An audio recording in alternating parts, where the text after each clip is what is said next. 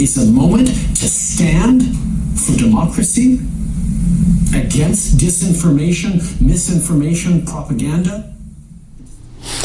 Misinformation, disinformation. How it's used, why it's used, who uses it, what do they really say it is, and what actually is it?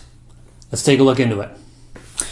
Okay guys, Ryan here. Like always, if you can please follow and subscribe to me on my other channels, YouTube Rumble at RPKULBABA, as well as follow me on Instagram, Twitter, RPKULBABA, and follow me on my Facebook page, Real Ryan Klobaba, please. Thank you very much. Okay, so this is a topic that I've been waiting to talk about for a while. It seems to be happening more so lately. Lots of censorship, lots of propaganda, all under these headline banners of misinformation and disinformation. So let's take a look at what these terms actually mean, how they're used, why they're used, and how it affects the information and the opinions of the public. Okay, so I want to start off by obviously we need to know what is misinformation and what is disinformation. What is misinformation? Misinformation is the incorrect or misleading information presented as fact. What is disinformation? Disinformation is information that is deliberately deceptive. Now, what actually is misinformation?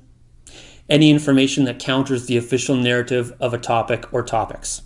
Any dissenting views or information that counters or is a threat to a political and/or government agenda, since it could dissuade public opinion away from the official narrative. Joe Rogan had an interesting definition of this, or an interesting take on this. I don't remember if it was in a podcast or if it was in a video form, so I can't play it for you right here. But what he said was, the interesting thing about misinformation is that it changes day to day. What's misinformation yesterday is now truth today. And he referred to the use of cloth masks in regards to what's going on right now. And I don't disagree, of course. What's misinformation yesterday or fake news yesterday is now truth today. But obviously what they're trying to do whenever they use misinformation or disinformation, when they throw that about, is they are trying to shape public opinion. Anyone's opinions or views or beliefs or sources of information is deemed unacceptable. We are not allowed to have views and opinions anymore. Why? Anytime that there is, an agenda, anytime anyone's enforcing something, money donations, this is acceptable, you can only do this, you must talk about this. There's always an underlying agenda behind that. So we have to look into that a little bit too, okay?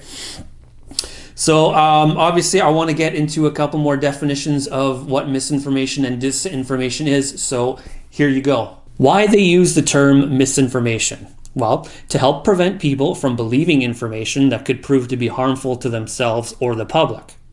Why they actually use the term misinformation? To narrow the scope of public opinion to an accepted range on a specific topic or topics, and to dissuade people away from believing information that counters the official narrative of a topic or topics. So what they're really trying to do is obviously, it's like a library, a public library. You have tens of thousands of books, all different authors, all different topics, all different viewpoints. And they're eliminating basically, a big chunk of those authors, a big chunk of those topics. No, this author is not acceptable. No, this book. No, this person said this about geology. No, this one says rocks or this. No, we can't have that. It's almost like the book burning of the Library of Alexandria, except they're just burning parts of that library. They're cherry picking what information is deemed acceptable and what is not. So like what they're really doing is they're taking, this, whatever topic it may be. Okay, here's the range of public information, sources, and topics of discussion on this one topic. And they're narrowing it down so narrow to this range. This is now the scope of discussion that is allowed. They've taken this range and made it here. So now there's an illusion of being able to talk about this topic within this small little range here. So it gives the illusion that there's dissenting views. It gives the illusion that there's a wide range of conversation, a wide range of opinions, but they've narrowed the scope and the range of this topic and the sources available and the information available to just this now. So they've eliminated all this, right? That's what they're doing here. That is the whole point of disinformation and misinformation, is to narrow the range of accepted news sources into a narrow scope of a topic available for discussion. That's what they're doing here, guys. And where I derived that from is from a quote from Noam Chomsky. Check out these quotes right now from him. I couldn't have said it any better. The smart way to keep people passive and obedient is to strictly limit the spectrum of acceptable opinion, but allow very lively debate within that spectrum, even encourage the more critical and dissident views. That gives people the sense that there's free thinking going on, while all the time the presuppositions of the system are being reinforced by the limits put on the range of the debate. So there were one quote by Noam Chomsky there. He couldn't have said it any better, and that's where I derived my views, my opinion on what's happening from. And another person that couldn't have said it any better, again, I get my views from this person as well on this topic, Russell Brand. He just did a podcast the other day, or an interview the other day, where he stated beautifully exactly this type of situation that's happening in regards to Facebook. I want you to watch this clip right now.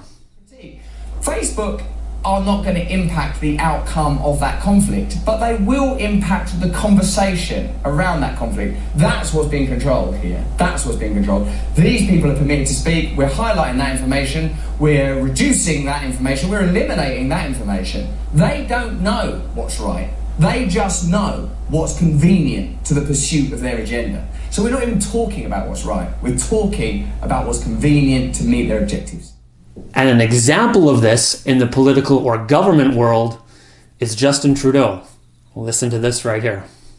That as we consume increasing amounts and various sources of information online and around us, we need to continue to be attentive to source, need to continue to be attentive to comparing various reports and looking for trusted sources. So there you have an exact example of how government and politicians are using disinformation and misinformation to control sources of information that are acceptable to them to give to you. Okay, let's check out a couple more definitions here. Who uses the term misinformation? Government, politicians, mainstream media, or corporate media like CNN, MSNBC, ABC, as well as news anchors and correspondents. Where and when do they say the term misinformation is used? Social media, such as YouTube, Facebook, or podcasts. Videos containing controversial content or topics. Foreign country state-sponsored media. Where and when is the term misinformation actually used? Anywhere where dissenting views or information cannot be controlled or regulated.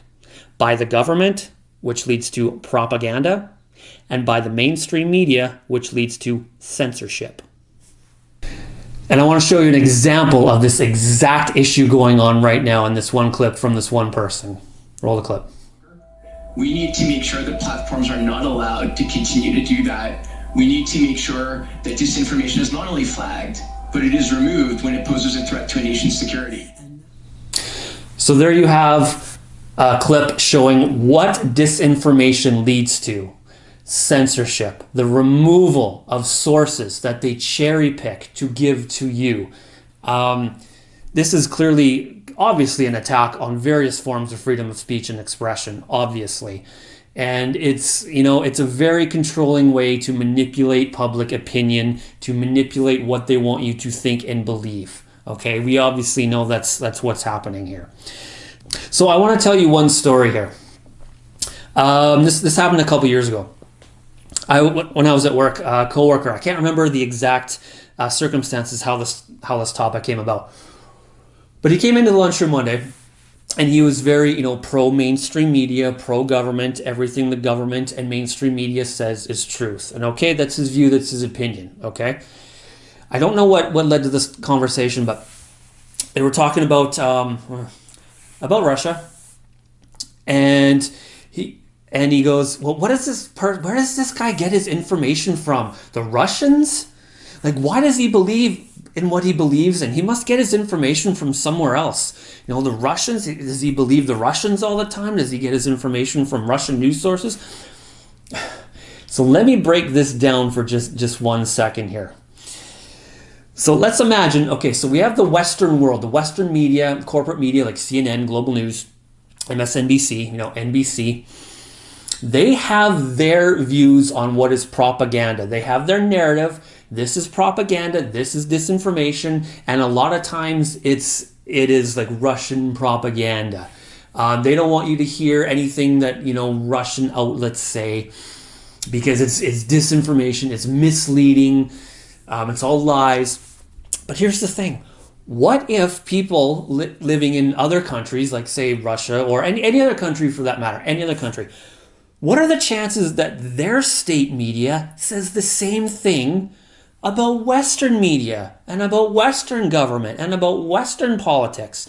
Maybe they say all Western media is all propaganda and lies and disinformation as well. Maybe they have a different take on what the U.S. does when the U.S. talks about invasions of other countries or about politics within. And maybe their media has a different take on the U.S. Maybe they know something the U.S. isn't saying, and they're saying, no, this is lies too. How do we know that doesn't happen as well, right? So Western media will portray this, but yet the people on the other side of that fence are seeing things through their state media on the U.S. media and the U.S. and any other Western event in a different way. So it all depends on where you get your information from. It all depends on where you're getting what newscast you're seeing your information through or from. So it's not just the Western media, the U.S., the Canadian government. This is the be-all, end-all. This is how it goes. No, because it's just their perspective. It's their narrative. Whereas other media outlets will get you to think a different way as well, right? It's a different perspective. I want to show you one clip of, again, Russell Brand pointing out this exact same scenario right now. Take a look. However, I will say that don't you think I'll just decide for myself what propaganda is? Of course, Russia Today, a state-funded Russian TV station, is gonna, I imagine, support opinions that are convenient for Russian agenda. But I suppose another thing you might say is Russia Today might have a different perspective from Western media, which I'm sure are completely free from propagandist agenda, and the way that they're sponsored and the way that they're funded and the people that sit on their boards. None of that could lead to particular perspectives being highlighted, could it? Okay, guys, so there is my take on disinformation and misinformation. Obviously, they create these words, disinformation, misinformation, anti-this, conspiracy this. Anytime they're putting names on something, it's for a reason, okay? They want to shape public opinion on whatever topic they're talking about. And obviously this has gotten a lot worse with now the outright censorship, removal of RT by the CRTC. They are not allowed to be shown in any Canadian news outlet anymore, as well as they're taking this too far. And again, this is more censorship, but they're taking this to the point that, now they want Russian tennis players to publicly denounce what's happening in Russia, or, they can't play in tournaments. This is going too far. I don't know what the solution is. I don't really have an action plan against it, but this is what's happening. And the more people that are aware of the disinformation and the censorship being done by those in power, the quicker we'll be empowered to do something about it.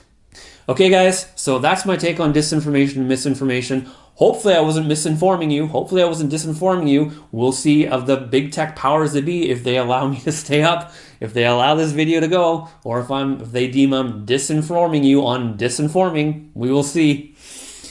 But anyways, again, I'll be back another day to talk about another topic. Until then, take care, guys. Thanks.